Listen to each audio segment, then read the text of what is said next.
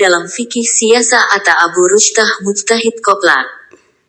Harakatuna.com, sebenarnya yang menganggap Atta Abu Rushtah sebagai mujtahid, hanya Ismail Yusanto dan kawan-kawan. Mayoritas ulama dari Maghribi sampai Merauke tidak mengenalnya, apalagi menganggapnya sebagai mujtahid. Memang ada sedikit peminat pemikiran dan politik Islam mengenalnya secara samar-samar, sebagai Amir Hizbut Tahrir, namun bukan sebagai mujtahid dalam pengertian syar'i. Di kalangan ulama Hizbut Tahrir sendiri, banyak yang meragukan keilmuan Atta Abu Rushtah. Sebut saja satu di antaranya, Syekh Mahmud bin Abdul Latif Uwaidah yang dikenal dengan nama Abu Iyas. Beliau menulis beberapa kitab fikih hadits. Beliau murid langsung Taqiyuddin An-Nabhani. Alim dalam hadits, usul fikih dan fikih. Satu generasi dengan Atta Abu Rushtah. Lama menjabat sebagai Masul Lajnah Sakafiyah HT Internasional. Suatu jabatan bergengsi, bukti pengakuan HT terhadap ilmunya. Beliau berkomentarnya tentang Atta Abu Rushtah, ilmu telah hilang sejak Hizbut Tahrir dipegang Atta Abu Rushtah.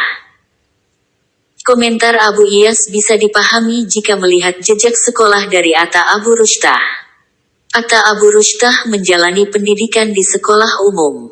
Sampai di perguruan tinggi, dia memilih jurusan teknik sipil di Universitas Yordan. Ilmu-ilmu keislaman murni diambilnya dari halqoh-halqoh Hizbut Tahrir. Di luar itu, tidak ada ilmu keislaman bagi dirinya. Padahal, materi-materi halqoh HT di tengah sakafah Islamiyah, ibarat sebutir debu di padang pasir.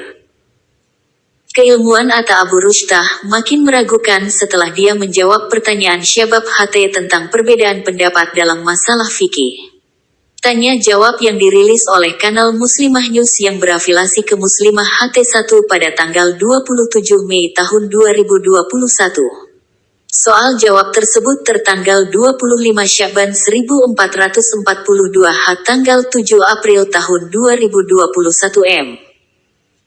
Secara normatif, Atta Abu Rushtah mengakui pendapat-pendapat fikih adalah pendapat Islami, meski berbeda dengan pendapatnya.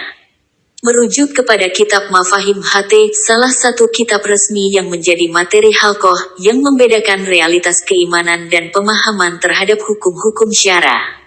Keimanan ditetapkan dengan akal atau melalui apa yang asalnya ditetapkan oleh akal dalam hal ini, Al-Quran dan hadits mutawatir, sedangkan hukum-hukum syara tidak cukup menggunakan akal, melainkan harus berdasarkan pada pengetahuan bahasa Arab, kekuatan istinbat dan pengetahuan tentang hadis-hadis sahih dari yang dhaif.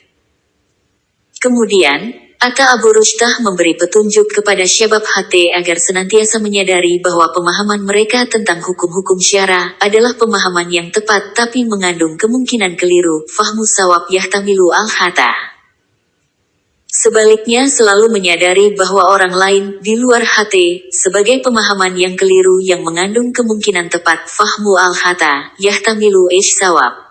Oleh sebab itu, tidak dibenarkan Syabab HT mengatakan tentang pemahaman mereka, bahwa ini adalah pendapat Islam. Tetapi mereka harus mengatakan tentang pendapat mereka, ini merupakan pendapat yang Islami. Pada titik ini, Atta Abu Rushtah bisa membedakan makna kata Islam dan Islami. Makna kata Islam berkonotasi akidah dan syariah yang sudah qot'i. Lawan katanya, kufur. Adapun makna kata Islami berkonotasi syariah dan fikiyah jelas oleh Atta Abu Rushtah dengan memberi beberapa contoh ikhtilaf fikiyah seperti masalah wajah dan telapak tangan wanita, aurat atau bukan. Masalah metode penetapan awal bukan ramatlan dengan ru'yat atau hisab. Intinya, Atta Abu Rushtah mengakui dan menerima adanya ikhtilaf dalam fikih ibadah, fikih berpakaian dan fikih muamalah. Namun ketika menghadapi ikhtilaf dalam fikih siyasah, Atta Abu Rushtah jadi kalagapan. Dia sama sekali tidak menerima adanya ikhtilaf. Misalnya status negara-negara muslim. Atta Abu Rushtah memukul rata, semuanya daulah kufur. Lawan dari daulah Islam. Padahal daulah adalah fakta syariah yang bersifat zaniyah. Daulah adalah persoalan fikih, bukan akidah. sehingga istilah daulah kufur menyalahi prinsip normatif yang dijelaskannya di awal.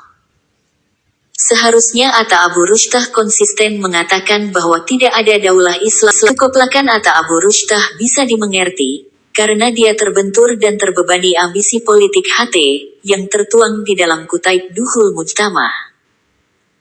Andai kata Atta Abu Rushtah konsisten dengan istilah Islami, untuk masalah hukum-hukum syara, mungkin Ismail Yusanto dan kawan-kawan mengambil pensiun dini dari dakwahnya karena Indonesia adalah daulah Islami, hasil ijtihad ulama Nusantara dengan metode istinbat yang syar'i.